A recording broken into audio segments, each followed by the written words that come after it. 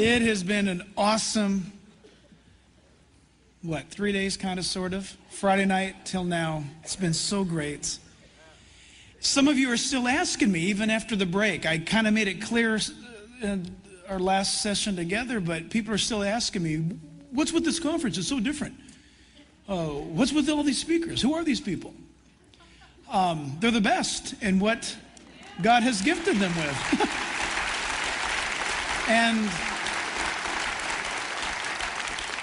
And it's our heart's desire that at these critical days in which you and I live, I wish sometimes, I know that for those of you who attend Calvary here, I can be pretty honest, I guess, about things. But, even still, you'll hold back a little bit. This is our attempt to go about preparing you for the days ahead, should the Lord tarry.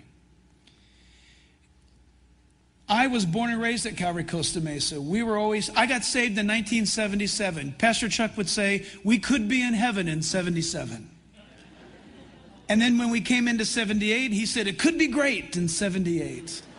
And then it came into 79, and he said, it could be fine in 79. Always looking forward to the coming of the Lord. I thank God that my Bible teaches me that in 2 Timothy 4, when Paul the Apostle had lived his life, it was then and only then when the Lord had showed him that he was going to die for his faith. He said that the Lord had laid up for him a crown of righteousness. That's a lot of faith, by the way. Paul's head was going to roll. But he didn't care about that in the physical realm because he said, I thank God he's laid up for me a crown of righteousness. And not only for me only, but for all those who have loved his appearing. The first time Paul ever used the coming of the Lord in the past tense, that he was going to miss that. Because he lived, he said things like, we who are alive and remain shall be caught up to meet the Lord in the air. That's the hope of every believer. If the Lord doesn't come back, then you need to hear, and you needed to hear from these speakers to be prepared. We need to be ready. We thank God that currently in America we can gather together in freedom publicly. Personally, I don't think it's going to be like that for long for the true church. Someone approached me today about some of the information we had available for people to get involved and understand about who's running for office and what you can or cannot do about that. Pastor, don't you think that you should stay out of those kinds of things? No, I do not think. In fact, that's how we got into a lot of problems. We stayed out. But even still, the church has sat too quiet for too long, and the graciousness of God, he's forcing us into a time of growing up, just like any good parent will do to his kids. It's time for us to grow up. And sometimes, like this morning, you hear things that challenge your normal thinking that's comfortable, and it makes you look harder. And so we need to do that like never before. And when this conference comes to an end with Walid, you're going to be going back to your states and to your churches, and a couple of friends from Canada heading back. And it is important for you to be the salt and the light that God has called you to be, no longer hiding anymore. You can't do that. Your friends, your family members, your neighbors need you to take a stand. See, Jack, they're going to hate me. They're going to think I'm a fool.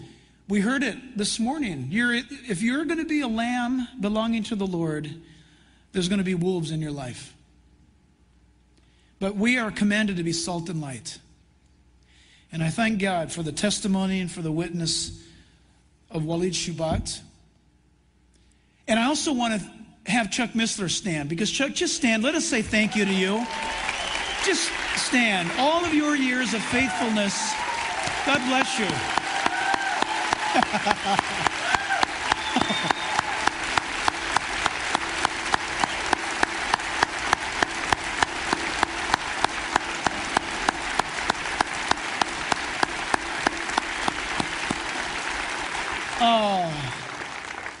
Chuck Missler, Chuck Smith, Dr. David Hawking, and Dr. John Wolveridge shaped my Christianity, and I'm grateful.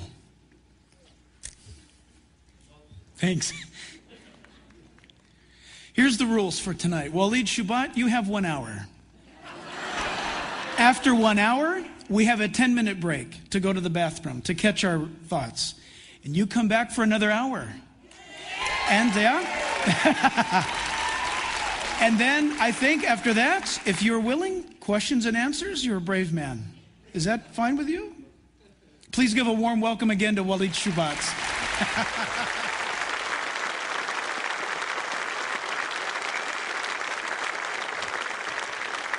Thank you. I thought at first it was 1 hour. That was it. It was the plans were changed. You know what I was saying? I'll kill you. You know that new cartoonic thing? I'll kill you. That little Ahmed skeleton. Oh, good. I got the marker. You know, he was talking about Brother Chuck Smith. You know, I remember in 79, 80, I walked into Chuck Smith's church as a Muslim in Costa Mesa.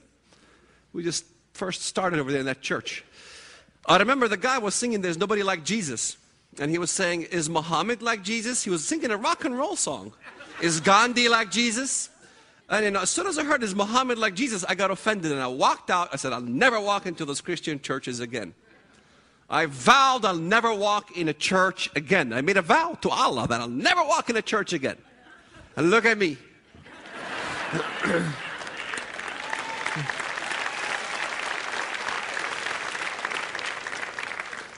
Allah didn't keep the promise to protect me from the churches.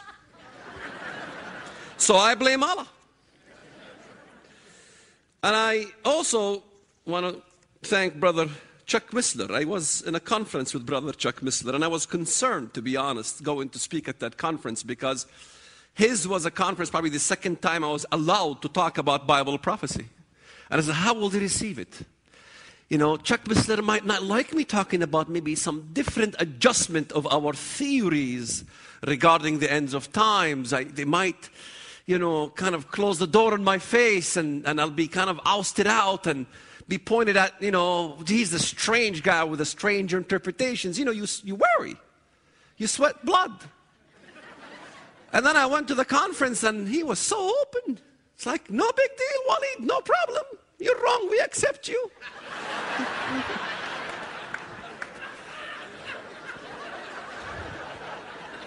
He tells me he agrees with me, but I don't know. Americans have a way of saying things, you know. Because I learned very quickly when I came to America. I mean, I was, you know, sometimes inviting Americans to our home, you know, introducing them to some of our foreign dishes. And I remember the first time I invited Americans, and after they finished eating it, the first thing, "How did you like it?" And the first thing that came out of their mouth, they said, "It was interesting." So I went to my wife, I says, "They loved it. They thought it was interesting, sort of like intellectual dish.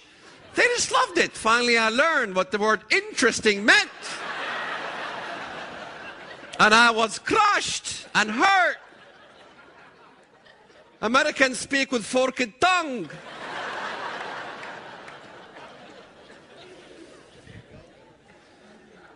But when I read the Bible, I began to also learn that the Americans really look at terminologies in the scripture and they don't get it. So like, you know, maybe I want to go over some parts of the Bible or some allegorical way of how the West thinks.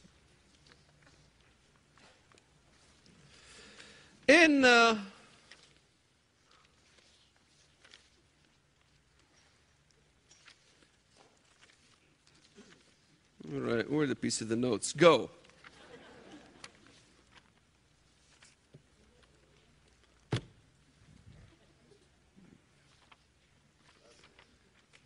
Page 1. You gonna...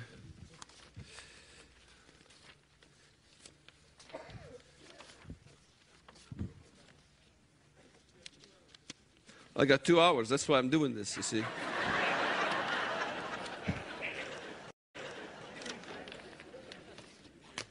Must have dropped it. Oh, well, I don't need those notes anyway. The words in the Bible that, you know, I always have a stickler with Westerners is, I think I mentioned it in the beginning of the service, in the second service, I believe. I talked about the word the mountains in the Bible. the word mountains in the Bible, most Westerners would identify as a literal mountain. So when you go to the book of Revelation and you read, there is a woman riding in a beast, and the beast has 7 heads. There are also 7 mountains on which the woman sits. Now, to Westerners, that becomes the Vatican, or it becomes Rome, because Rome sits on 7 hills. So the Vatican is pointed out as the harlot. But may I ask, it says 7 heads. How are these 7 heads? And also it says these mountains are 7 kings. So what do kings rule? Kings don't rule mountains. You have made the allegory literal, and you made the literal allegory. Kings rule kingdoms. So there are 7 kingdoms on which the woman sits. There are also, 7 kings. 5 have fallen, 1 is, and the other has not yet come. And if you look at all the allegories in the Bible regarding the usage of the word mountain, you'll find them to be kingdoms. In fact, in Daniel 2, I saw the stone that was cut without hands, smote the image at the feet, and the stone grew to become a great mountain. So the stone is the Messiah. The Messiah becoming a great mountain is becoming a great kingdom, or the kingdom of Christ that fills the whole earth. Pastor's giving me that look, now he approves. Because I forgot to say his kingdom rules the whole world. So his kingdom rules the whole earth. So a mountain is a kingdom. In fact, he said if you have faith of a mustard seed, you can move the mountains. Westerners never thought about what that means. They always think, oh yeah, every time I go to a conference, I ask Americans, what do you think he moves the mountains? If you have faith of a mustard seed, how can you move the mountains? And I always get such generalized answers. You get through your troubles, your turmoils and your tribulations. Another hand raises up, and it's my mother-in-law, it's my our debt problem, my financial problem, Christian finance. All kinds of, different interpretations here. It's like anything goes in the West. No, he's very specific. If you have faith of a mustard seed, you can change the kingdoms. You can change kingdoms. You can change governments. Okay? Literal. So once you understand that the Bible is not really an allegoric book, it really means business. It means specific things. The mountains bows to Christ when he comes. The mountains bow to you in the Psalms. The rivers flows to you. Rivers don't flow to the Messiah, neither does mountains bow. God will remove the mountains. He doesn't remove mountains. My sheep scattered through the mountains. Sheep don't scatter. The Jews didn't scatter up in the mountains. They went to countries and nations. In fact, Ahmadinejad, in his speech, he says, and Islam will rise over all the mountains. I can show it to you on video. Everybody in the East knows what mountains is. Mountains are kingdoms. Now that we know the mountains are kingdoms, maybe we can go to the Bible and begin to look and revisit the book of Revelation and all these things. But before we visit Revelation, when we study the Bible and we talk about Bible prophecy, we don't begin in Revelation. We begin in the literal parts of Scripture. In other words, the mold that needs to be built in order to come up with a paradigm regarding what God wanted and intended to say, the first thing hermeneutically we do is we go to all the literals that were mentioned in the Bible regarding the ends of times. And then we document all these things, and then we say, okay, what is God telling us literally? Well, I went through some of the verses. Isaiah 19, the Lord comes in a swift cloud coming to fight the country of Egypt. You see, I don't like allegory. I don't like Western ways that everything's generalized. Egypt is not my credit card problems. Egypt is Egypt. Things are going on in Egypt. What's going on in Egypt? You need to start learning what's going on in these countries. Why is Christ fighting these countries? Egypt has Al-Azhar University. Al-Azhar University is the #1 university in the Islamic studies par excellence that graduates Muslim clergy, Muslim scholars throughout the whole Sunni Muslim world. It's huge. Egypt is the country where the Muslim Brotherhood began when the Ottoman Caliphate, the Khilafah, well, new term, sorry, Americans, I gotta explain what Khilafah is. Khilafah is the vicar of Muhammad, the caliphate. As you see, the Pope being the vicar of the Catholic of Christ to the Catholic Church, so is the Khilafah as the vicar of Muhammad on earth. I mentioned before the caliphate was wounded in 1924. Muhammad died. The first Khalifa was Abu Bakr, after him Umar, Uthman, all the way down till the Ottoman Empire seized and was wounded in 1924. The Ottoman Empire encompassed the Roman Empire, took over the Roman Empire, if you will, when the Roman Empire ceased to exist in the West. When the barbarian hordes basically dismantled it in the West, it continued for hundreds of years in the eastern parts of the Roman Empire, called the Byzantium Empire. The Byzantium Empire was in Turkey. That was the Holy Roman Empire, remember? And who took over the Holy Roman Empire was the Muslims, Muhammad II. The Muslims with the caliphate moved into the Roman Empire, and the Roman Empire ceased to exist at this point. So that wound wanted to heal itself. In 1928, the Muslim Brotherhood was born in Egypt. And the Muslim Brotherhood began to sprout Islam again, to try to revive it again. They never ceased to try to revive this beast again. Never. They never stopped. The clergy never stopped. They continued. And you have the same thing in Saudi Arabia, what you guys call Wahhabist and that kind of thing.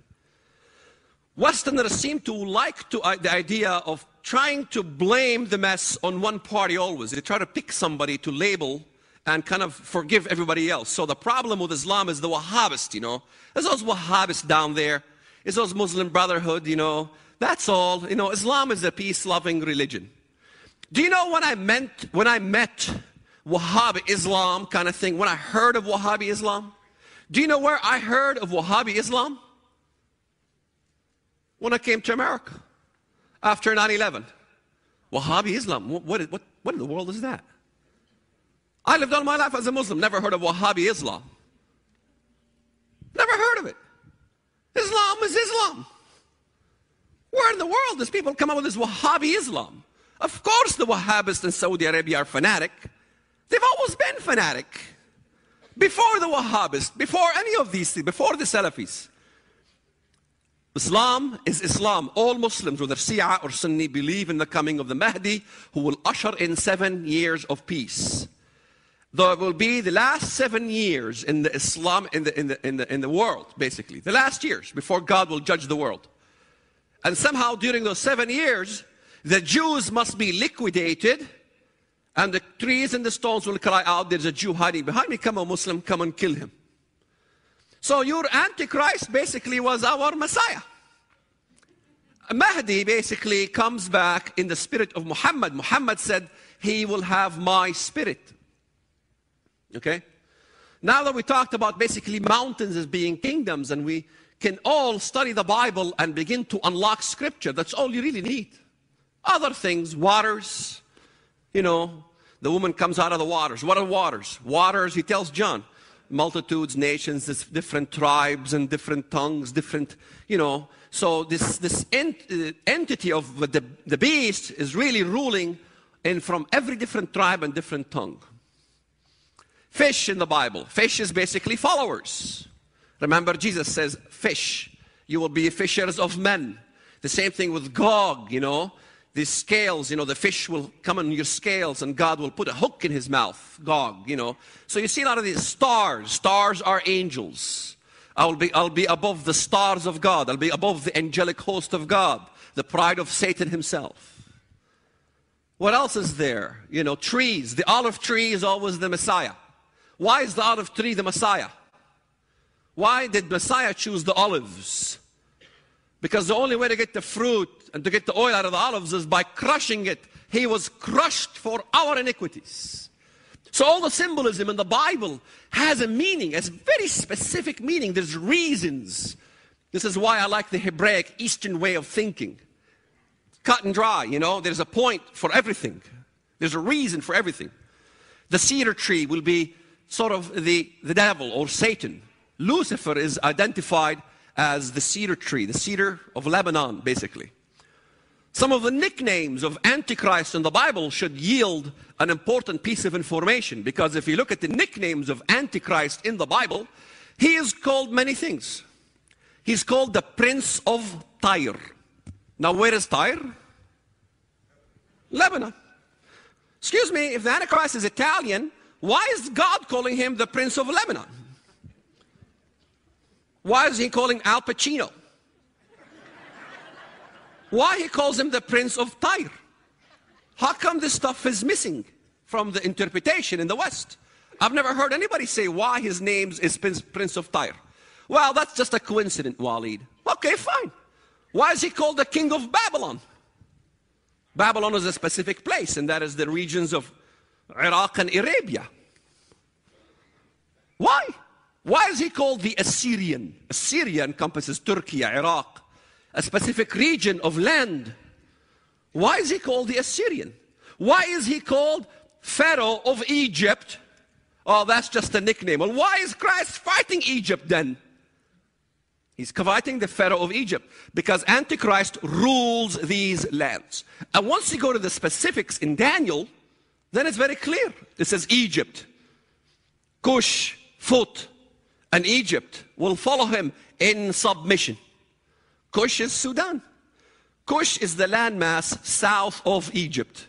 In fact, I get this argument all the time. Walid, you challenged America to find a single country that God destroys in the ends of times that is not Muslim. Ethiopia. I always bring that up. Ethiopia, Christian country. Duh. I said, sure. Let's go to the Hebrew. The Hebrew uses Cush. Let's go to the Unger Bible Dictionary or any Bible dictionary you want. Cush, the landmass south of Egypt. I go to the map, show them what's south of Egypt. Sudan, Somaliland. I said, you just picked the most fundamentalist country in the world as evidence for a non-Muslim country. Ethiopia, translated Ethiopia correctly. There's no problem with the translation. The problem is with the usage of terms. The ancient Ethiopia, from the time of Ezekiel, was the landmass of Nubia, Sudan, and that kind of thing. That modern Ethiopia was anciently Abyssinia. Different country, different place. That's all it is. It's a simple adjustment. So you go to the Bible and you find all these literal evidence. Isaiah chapter 10, verse 31. Why is he called the Prince of Tyre? Well, God himself, the Messiah, Christ himself, destroys Lebanon. Isaiah 10, verse 31. Isaiah 10:31, and Lebanon will fall by the mighty one. The boss himself. So why is he fighting Lebanon? You have only two choices. Either your theory is wrong, or you need to adjust something here. Now, don't get me wrong. I'm not here to start a revolution on prophecy. I am not here to pick on Brother Hal Lindsey or Tim LaHaye or any of those folks. You know what? I love these guys. Let me tell you why. Because if one thing the great American Bible scholars got right was the issue regarding Israel. No one else did. The American theologians had that so pat down that they're the only ones I was able to focus on to get straight answers about this issue of Israel. Because if I go to Eastern interpretation, Middle East, Israel doesn't matter. Israel is hated. So not everybody has the puzzle correctly. I have a piece, he has a piece, you have a piece, we put the pieces together. In the Middle East, you have a saying, I have one good idea, and you have one good idea. Boy, we put them together, we get two ideas. What's wrong with that? So don't get me wrong. I'm not trying to say that I'm sorry. No, it is an adjustment. That's all it is. Because we all believe the Antichrist is coming. I'm not coming with new theories here. I still believe in tribulation period, 7 years, all these things, rapture, all these great things. We believe the same thing. It is just an adjustment that knowledge in the end will increase in time. The closer we get to the end, the better the picture is going to look like, and we have much better reasons or much more knowledge to put the puzzle correctly together. As Daniel said, seal the vision. For it's been for the end of time, for the time of the end. It's been appointed for the time of the end. It's sealed. So what part of sealed don't you get? If it's sealed until the time of the end. You know, they've been trying to unlock these things all this time. Now, am I coming with something new that's saying Islam is involved? No. In fact, I can quote you many historians that thought it was Islam as well. I take people like Lord, what's his name? Who wrote the 70 weeks, he figured out the 70 weeks of Daniel. Sir Robert Anderson. Sir Robert Anderson was in Scotland Yard, you know, he was head of Scotland Yard. He unlocked the 70 weeks of Daniel. He was the first in history to unlock the 70 weeks of Daniel to give you exactly the date and time when Christ came. Amazing stuff. I read some of his writings, and he said, I am not so sure that when the Bible talks about the revival of the fourth beast, that is talking about Rome. He says it's the Levant, not the Adriatic. It's the Levant, the eastern parts of the Roman Empire, but not the western parts. It's Egypt, it's those countries. I don't think Britain is playing at all, or the West is playing at all in this thing. Guess what? He was right. Can one man be right and the whole world wrong? I mean, everybody asks me, are you the only one with that theory? If I say yes, then oh, forget it, I'm writing you off. Can one person be right and the whole world wrong? Do you know what? It usually is the case. If you believe in Noah, Noah was right and the whole world died. What kind of a message do you think God was sending? God was sending a message. You didn't pay attention to Noah. In the end, he went all the way to the bank and he cashed in. He's the only one that survived in his family. So I pay attention. Now, we can all unlock the Bible together. I can go to, let's say, you pick part of the Bible and we can read it together with this allegoric unlocking mechanism. We can unlock everything. And guess what? We all think in unison. Let's go to Daniel. Daniel chapter 2. In Daniel 2, it talks about the image. Now in California, I don't have to explain that stuff from scratch. That's California. In the Bible Belt, I got to start from the beginning. The head of gold, what it is, and the silver, and what? Now, do I have to go through that here? Californians, good. I'm telling you, they're the best. No, you won't hear me go to Texas and say, you guys are the best. And no, I don't play phony baloney. I tell them the truth. You got the gold, right? You got the silver. You got the bronze. You got the iron. You got the toes of iron and clay. Now, the gold is which country? Babylon today is what? Iraq. What's happening in Iraq? Mess. You want to know what Antichrist is going to rule? Follow the mess. Then you got silver, which is what? Medo-Persia. Right? Today is what? Iran. What's going on in Iran? Mess. The bronze. You know what the bronze is? The Grecian Empire, which is the 1040 window. You look at the 1040 window, mess. That's the Grecian Empire. Now, the iron, some think it's the Roman Empire, the two divisions. Well, maybe. But the iron crushes. The thing about the iron or the fourth kingdom is that it crushed all the kingdoms before it, it says. It crushed all of them. The first question I have to my Western thinker is that you claim this is the Roman Empire. If it is the Roman Empire, can you tell me how and when did Rome crush the silver? It did not take Iran, the Parthian. It never completely succeeded in trying to take over the Parthian Empire, the Iranian, the Persian. They never crushed all the ones before it. Okay? Never. So, The iron is, guess what? It comes back again. In other words, you look at this composite, you look at the rest of the composites, they match perfectly. In fact, if you look at Revelation chapter 13, in Revelation chapter 13, it tells you about this beast.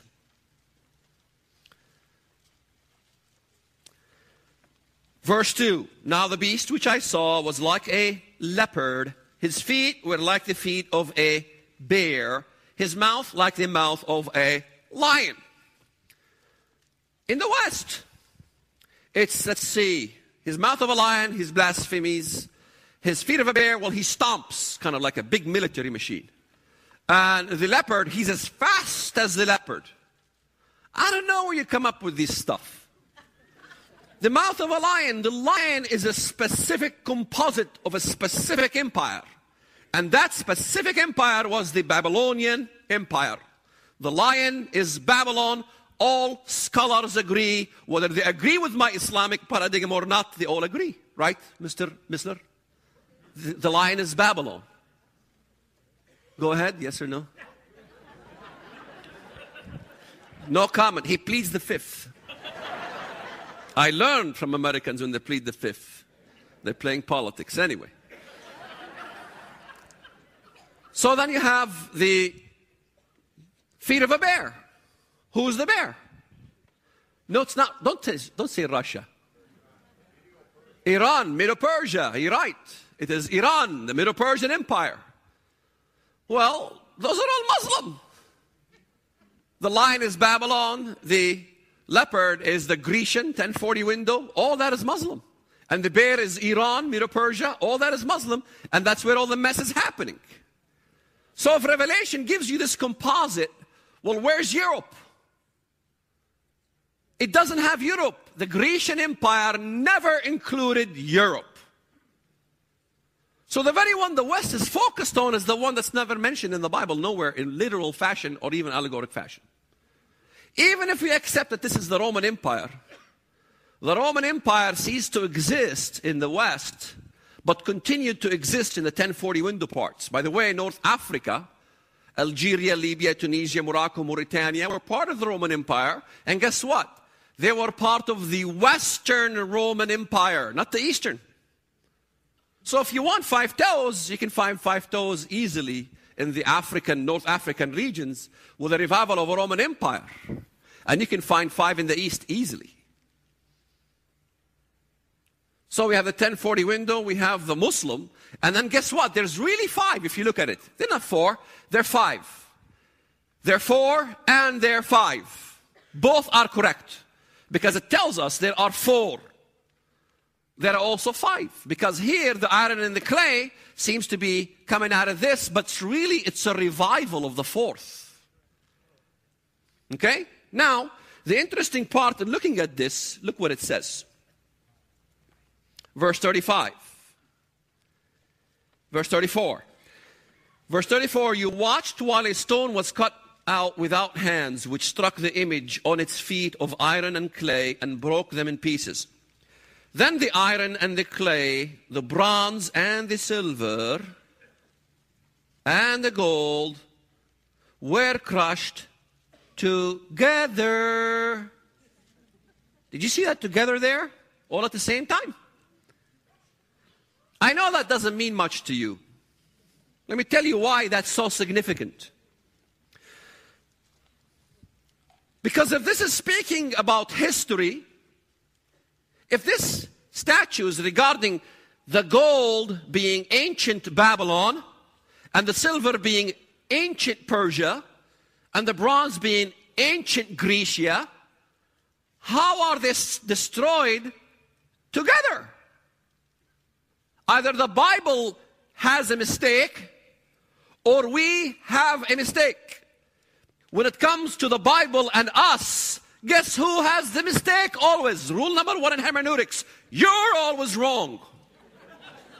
The whole world is wrong and Noah's right. And that's how it is. It says they were all crushed together at the same time. Who crushes them together? The Messiah himself personally will come and fight them. and became like chaff. Threshing floor, wind carried them. The stone struck the image, became a great what? Mountain. Verse 35.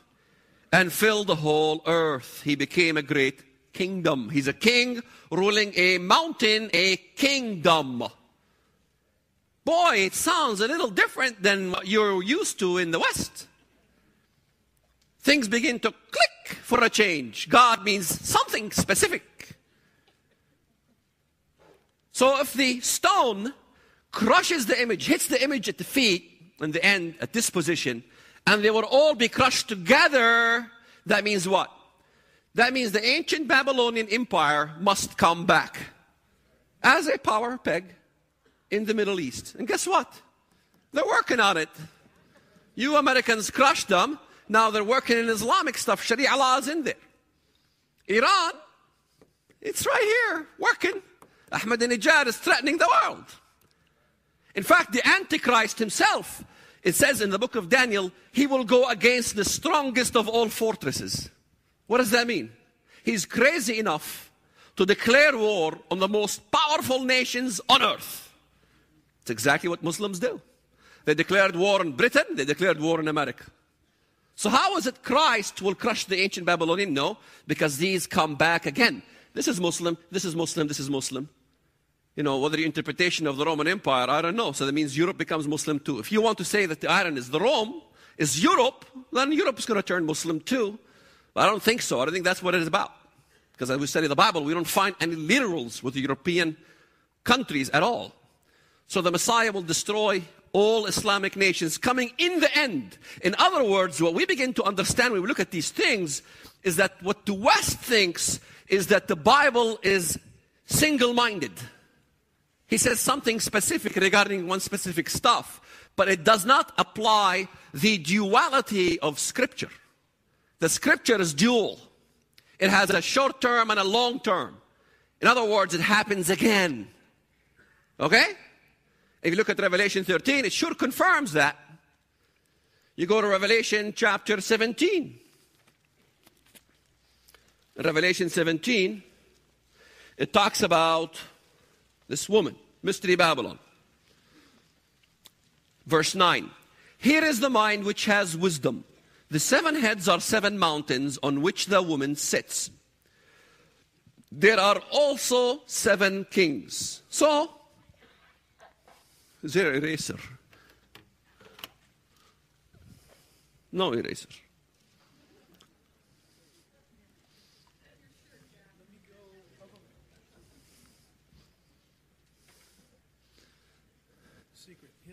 Oh, thank you. Thank you, brother. So we draw 7 mountains. 1 mountain, 2 mountain, 3 mountain, 4 mountain, 5 mountain, 6 mountain, 7 mountain. You like my mountains? Americans love the art, the panache. There are 7 mountains. There are also 7 kings. Kings rule kingdoms. So we got 1 kingdom, 2 kingdoms, 3 kingdoms, 4 kingdoms, 5 kingdoms, 6 kingdoms, 7 kingdoms. Right? Okay. Look what it says. The 7 heads are 7 mountains, are also 7 kings. 5 have fallen. Who's writing this stuff? John. John is saying 5 kingdoms, empires, fell in the past. So John must be sitting on number 6, right here. And he's saying 5 fell. What fell before the Roman? He was sitting on the number 6. What fell before that? Well, we know. The Grecian Empire. Okay? Medo-Persia. Okay? Babylon. Assyria. And Egypt. Boy, the Lord fights Egypt. Antichrist is called Pharaoh of Egypt. Antichrist is called the Assyrian. Antichrist is called the king of Babylon. You name it. He is called Gog of the land of Magog, which is, all these things fits the Antichrist kingdoms. Guess what? The woman rides on all 7. They come in the end. the ancient empires of the past come back again, because the woman rides a beast with 7 heads and 7 kingdoms and 7 mountains, all again coming back again in the end of time. You got it? 5 have fell. 1 is the Roman here, and the other has not yet come. Number 7. The 7th one, he's saying, has not came yet. Okay? Okay, what hasn't came yet? What nation came after the Roman Empire? The Roman Empire ceased to exist in the West. I explained that. Continued to exist in Byzantium, in Turkey. And when Muhammad II took over, it was the Muslim Empire. That was number 7, Ottoman Muslim. The Muslim Empire, number 7. Remember, this had a horn. When this kingdom failed, number 1, when number 2 failed, it took this horn from this one. Plucked this horn. This guy plucked this horn. This guy plucked, Number 5 had, guess what? It had 4 horns. The Grecian Empire was broken into 4.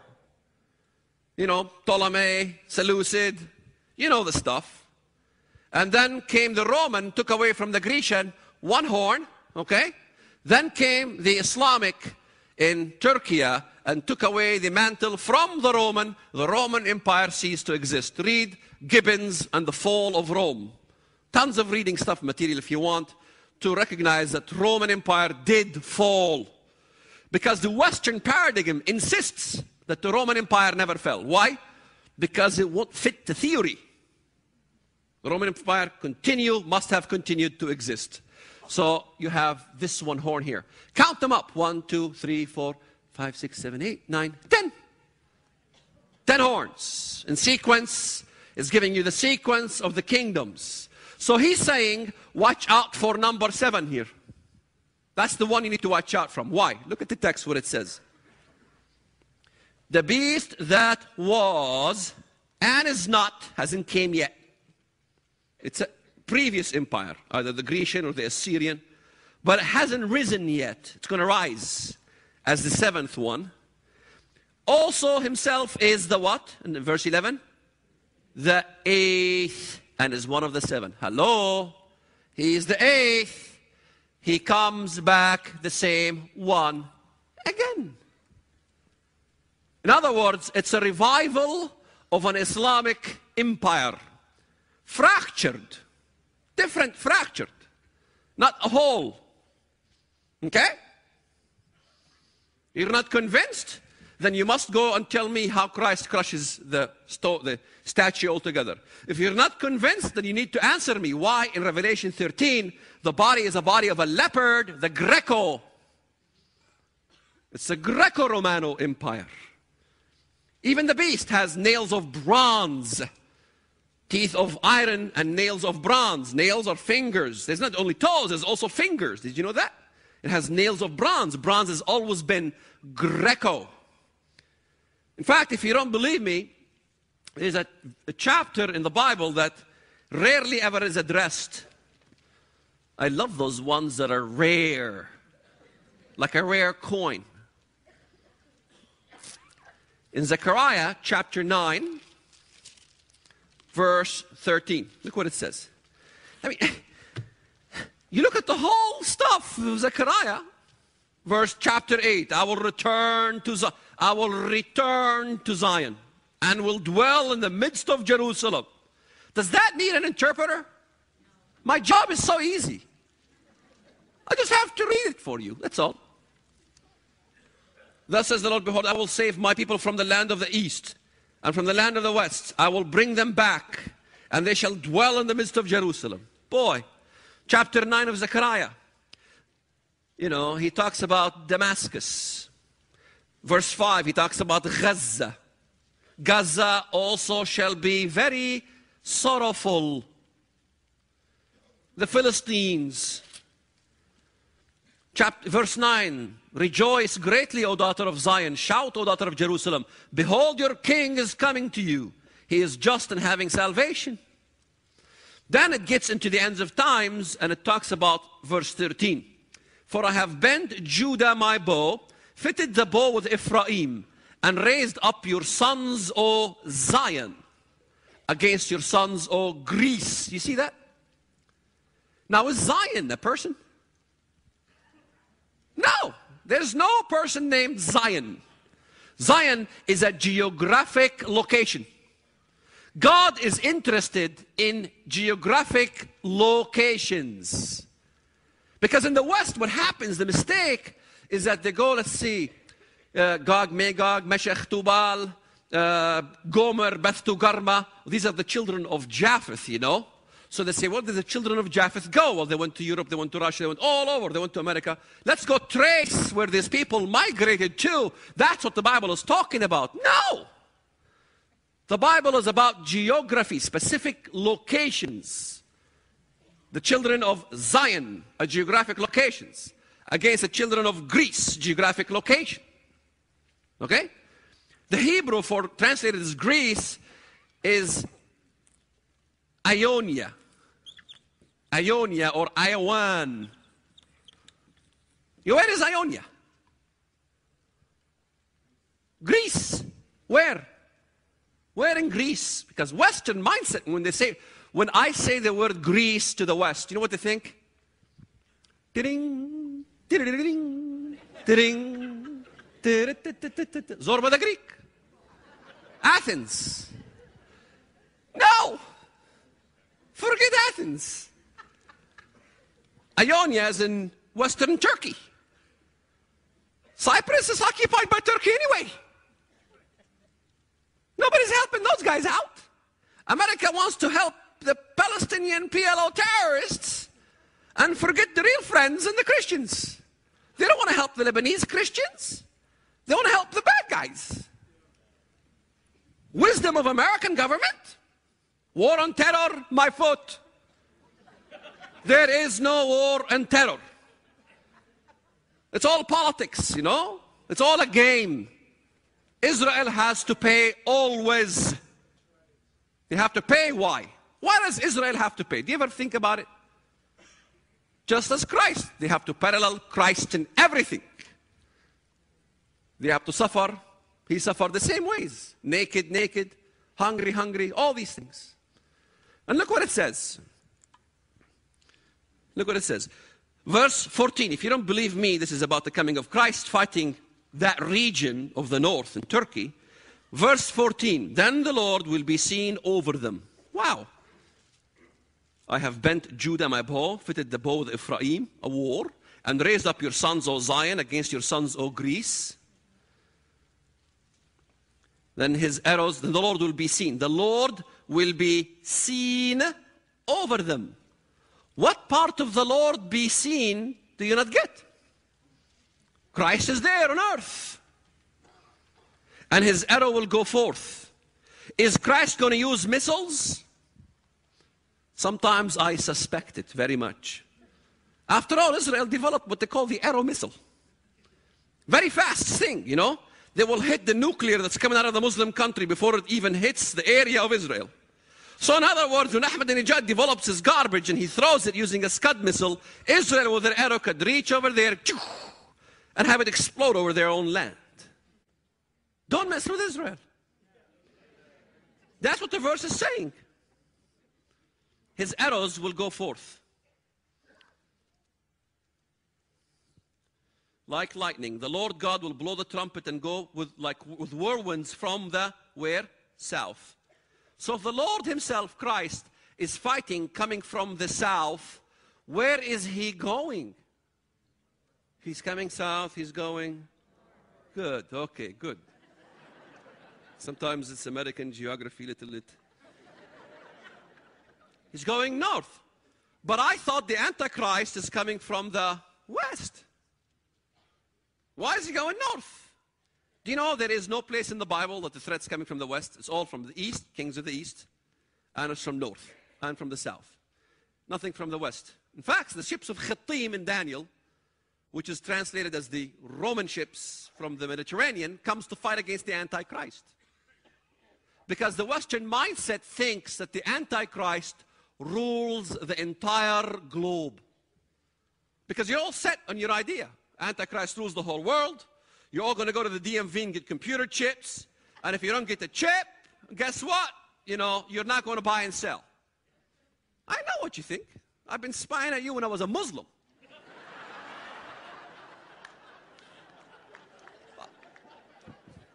I'm serious. That's why I walked in Chuck Smith's church. And the problem in America that you spy at these guys and end up infecting you.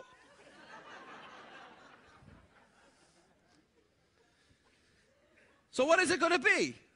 John, man, he's got the chip. Get a little microscope and look at foreheads with chips. Is that what it's going to be about?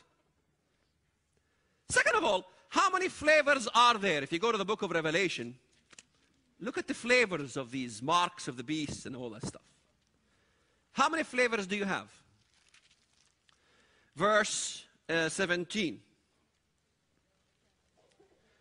Revelation 13, verse 16, 17, and 18. He caused all, both small and great, rich and poor, free and slave, to receive a mark in their right hand and on their foreheads. Wow.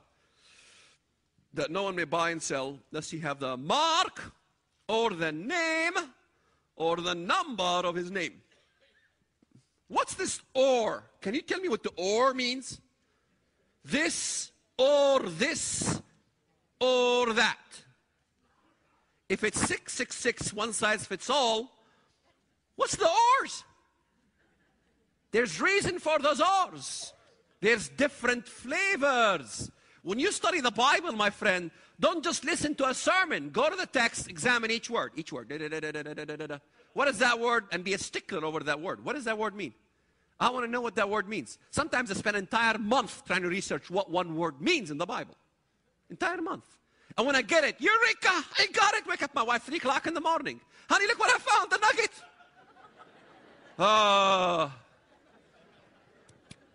I drive her crazy over researching the Bible.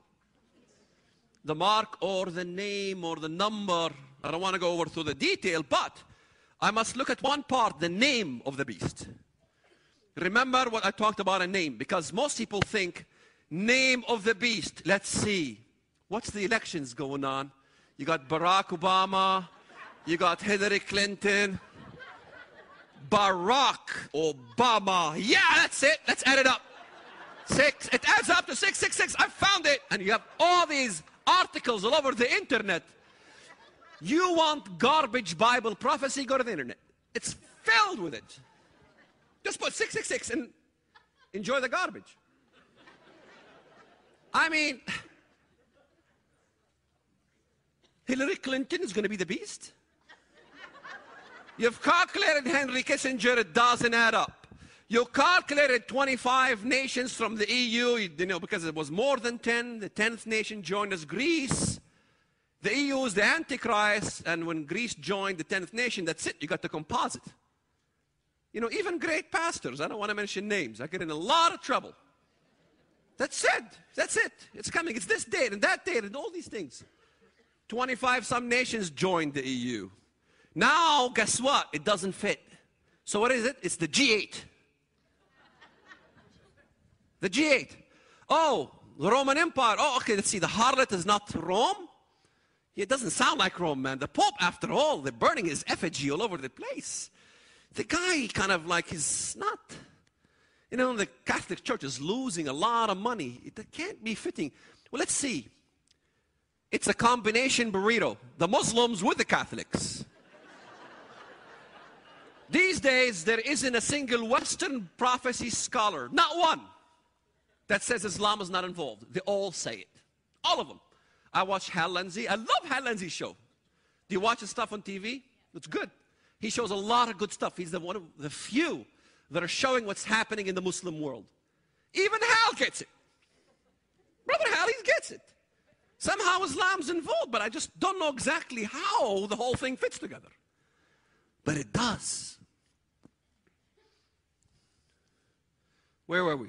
Yeah, the name. The name is what? It's not a name, a literal name. A name, you have to think what the Bible means by name, just like the word mountain. A name. His name shall be called Wonderful Counselor, Mighty God, Everlasting Father, Prince of Peace. Are these names? No, these are titles. His name shall be called Emmanuel, which means God with us. Those are not names, those are titles. If you want to insist on your Western way of thinking, and you want to be so stickly about it, then it says his name shall be called Emmanuel. He must be from Mexico. And if you want to insist on your way of interpreting it, Jesus is not the Messiah. Hello? Come on. If Jesus is not the Messiah, what do? Go to the mirror. That's the mistake. Emmanuel, it's a title. It's a declaration of faith. That's what it's all about. It's a creed. The creed of Christ. That's what we're fighting over. That's what we're dying over. In the first services, I did an altar call for everybody to accept Islam. I said, anybody here wants to accept Islam? There is no God but Allah, and Muhammad is his messenger, and you will have instant peace with the Muslim world. You want to have peace? You can have it right now. I offered that to the church. What a strange church. The pastor, Jack Hibbs, must have brainwashed the church so much to be anti-Islam and so Islamophobic that they don't want peace with Islam. Not one raised his hand. I prove it to you right now. Anybody who wants to accept Islam, say there is no God but Allah and Muhammad is his messenger, raise your hands. You see? Not one. Now here's the question I have. When the rubber meets the road, and they take one of you, and they chop their head in front of you, and you see their blood go down the stairs. We've seen that kind of stuff. You're not used to this. You buy your meat packaged in America. And you see this. And then I say, next. Anybody who wants to accept Islam, say there's no God but Allah and Muhammad is his messenger. You still don't raise your hand. I take your wife. What about you? Now, how will you act? Right now, you're joking around. Oh, okay. Well, when push comes to shove, the question I have is, will you put your head on that chopping block?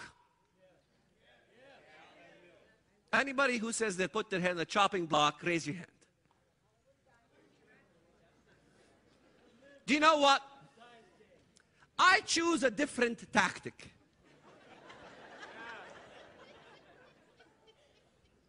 I'll fight.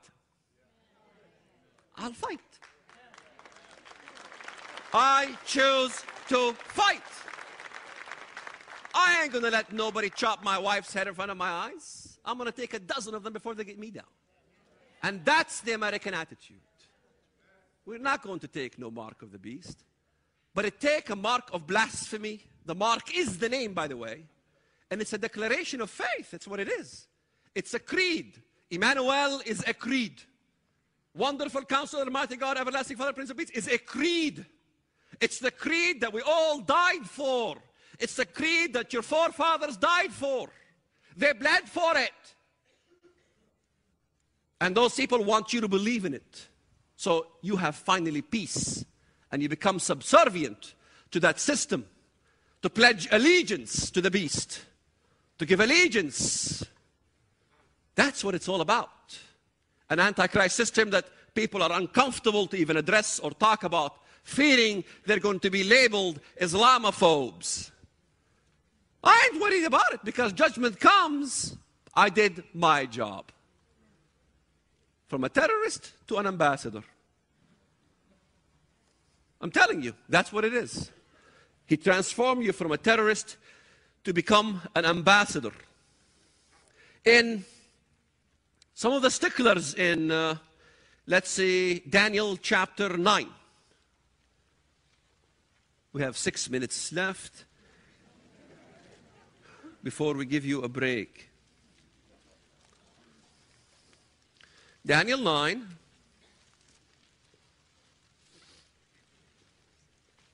Because Daniel 9, remember, in Daniel, it talks about, in chapter 8, the little horn. Chapter 11. All scholars, by the way, agree the little horn comes from the Greco parts of the Roman Empire.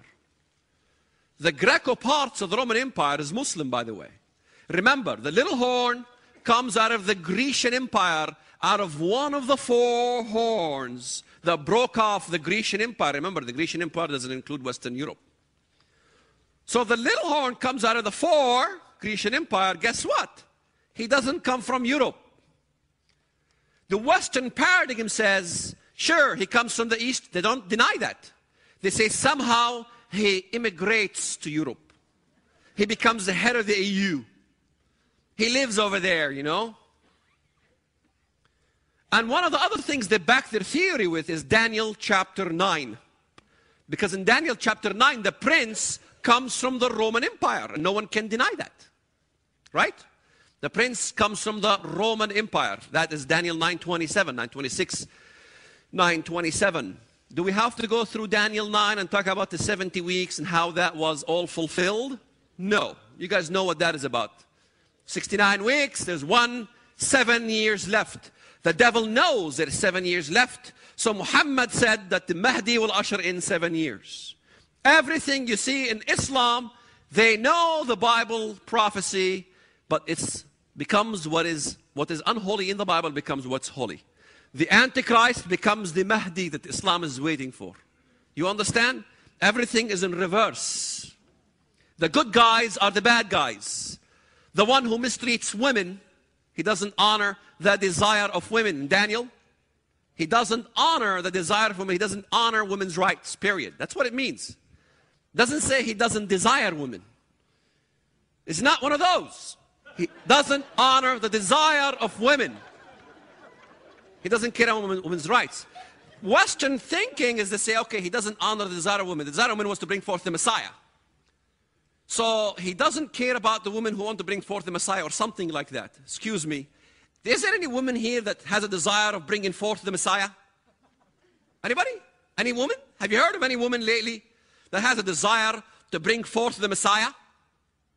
I've never heard of such a woman. That's the first coming. So why do you keep that hanging till the end? There's no woman who has a desire to give birth to the Messiah. He doesn't honor the desire of women, stems from the problem in the garden, the original problem between the devil. I will put enmity between the devil and the woman. Sorry guys, he chose the woman.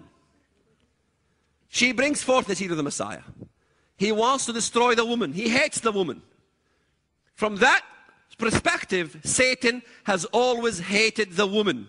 What religion today you know that dishonors women more than any other religion in the world? Islam. He changes time and laws. That's what it says. Who wants to change all the laws of the world to Sharia law? Have you Googled Sharia lately? You need to Google Sharia to understand Islamic law. Most Westerners think that Islam is a religion. It has a facade of a religion. It's a government system. Islam is a government system to be established throughout the whole world. In fact, Daniel 11, it's very clear. Look at that. In verse 37, he shall regard neither the God of his fathers nor desire of women, nor regard any God, for he shall exalt himself above them all. But in their place he shall honor a God of fortresses, a God of war. Who's honoring a God of war? Cheat sheet says Islam. And a God which his fathers did not know. He doesn't honor the God of his ancestors, in other words. And what does he do? Which his father, he honored them with gold and silver and precious stones and pleasant things. Wow. When I read this as a Muslim, any Muslim who reads this, it's phenomenal. Why? Because Muslims are required to honor Allah by proceeds of your silver and your gold once a year to propagate and advance jihad, the war to propagate Allah throughout the whole world. Look up zakah. Have you Googled zakat lately? Z-A-K-A-T. Zakat. Google it. Learn more about how Muslims give percentage of their gold and silver. When I read this as a Muslim, it freaks me out. I mean, like, what? Our stuff is in the Bible, but it's not good.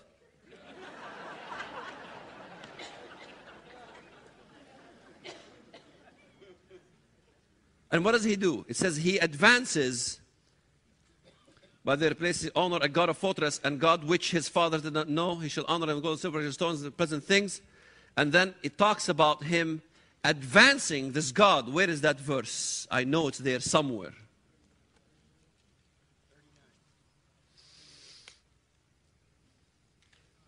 I'll find it in a 10-minute break and I'll show it to you. 39, thank you. He shall act against the strongest. There it is. Thus, it's right there, the next verse.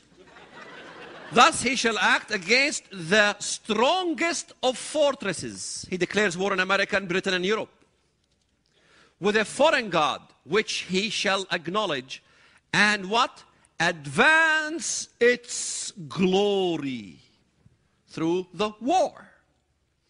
Through these battles, by declaring war against the highest of fortresses, he is advancing the glory of this foreign God, a singular God. Not pagan gods, but a single God. A God of war. And the Christ can't be a Jew, my friends. The Jews don't honor a God of war.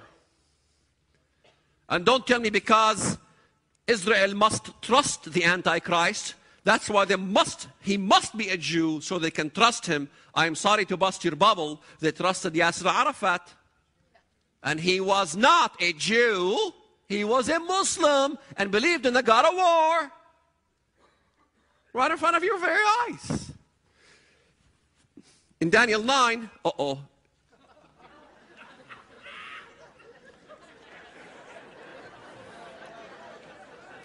break. Huh? What? Yeah, what? Yeah, break. Break, 10 minutes. Don't go home. Thank you.